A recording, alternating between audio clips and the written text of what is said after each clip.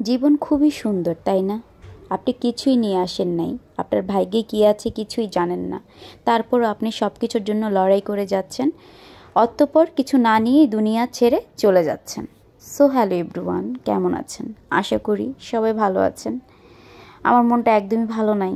আসলে অনেক দিন হয়েছে ডেইলি ব্লগটা দিতে পারছি না, সেটার একমাত্র কারণ আমি বলছি। আজকে গল্প করব আপনাদের সাথে, আর আমার কোথায় গেলাম কি করলাম সবই শেয়ার করব।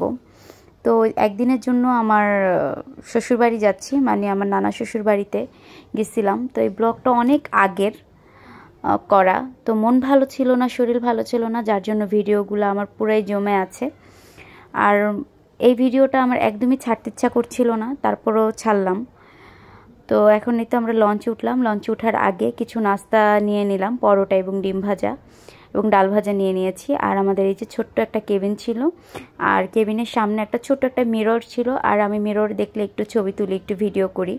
আর একদমই আমাদের কেবিনটা ছিল রিভার সাইডে, তো যার জন্য হচ্ছে নদী দেখতে দেখতে একদমই বরিশাল চলে যাই, মানে মেহেন্দিগঞ্জে চলে যাই। তো এখন হচ্ছে যেটা বলছিলাম, এই ভিডিওটা একমাত্র ছাড়া না ছাড়ার কারণটা হচ্ছে, এই ভিডিওটা যেদিন আমার নানা শ্বশুর বাড়িতে যাই, তো আমি যাই হচ্ছে বৃহস্পতিবার দিন, শুক্রবার দিন আবার ব্যাক করে চলে আসব, মানে ব্যাক করে চলে আসছি। শনিবার দিনই আমার আব্বু দুনিয়ার মায়া ত্যাগ করে চলে যায়। মানে এটা পুরাটাই আনএক্সপেক্টেড ছিল। আমি খুব খুশি মনে আমার নানা শ্বশুর বাড়িতে মিলাতে যাই, কিন্তু শনিবার দিনই মানে আমি বাড়ি গেছি। ভাগ্যিস আমি শুক্রবার দিন যেতে পেরেছি ঢাকায়, না যেতে পারলে সারা জীবনই একটা আমার মনের ভিতরে একটা আফসোস থেকে যেত।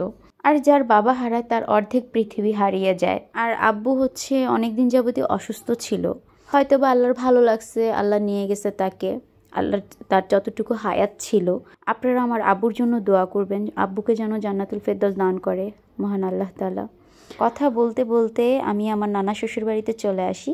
তো আমরা এখন এই তো আমার নানা শ্বশুর বাড়িতে যাওয়ার পথে, এই যে দুই সাইডে গাছ আছে, অনেক ভালো লাগে এই পথটা আমার কাছে। আর ওই যে বলেছিলাম যে নানা শ্বশুর বাড়িতে মিলাদ আছে, তো মিলাদের জন্য এখানে খাসি জবাই করছিল, তো খাসিগুলোকে কেটে কুটে নিচ্ছে। আর এদিকে রান্নাবান্নার কার্যক্রমও শুরু হয়ে গেছে। তো দুপুরের দিকে রান্নাবান্না বসিয়ে দিয়েছে, যেহেতু সন্ধ্যায় মিলাদ, এই জন্য আগেই ভাগে রান্নাবান্না বসিয়ে দিয়েছিল। আমার না খুব ইচ্ছা হয় ডোরেমনের মতো যদি আমার কাছে একটা টাইম মেশিন থাকতো তাহলে খুব ভালো হতো।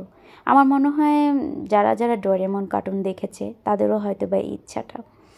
যাই হোক, এই ইচ্ছাটা কখনই পূরণ হবে না, সব কিছু আল্লাহর হাতে। তো আজকের ব্লগটি এই পর্যন্তই। ভালো লাগলে একটা লাইক, একটা কমেন্ট এবং শেয়ার করে দিবেন। আল্লাহ হাফেজ।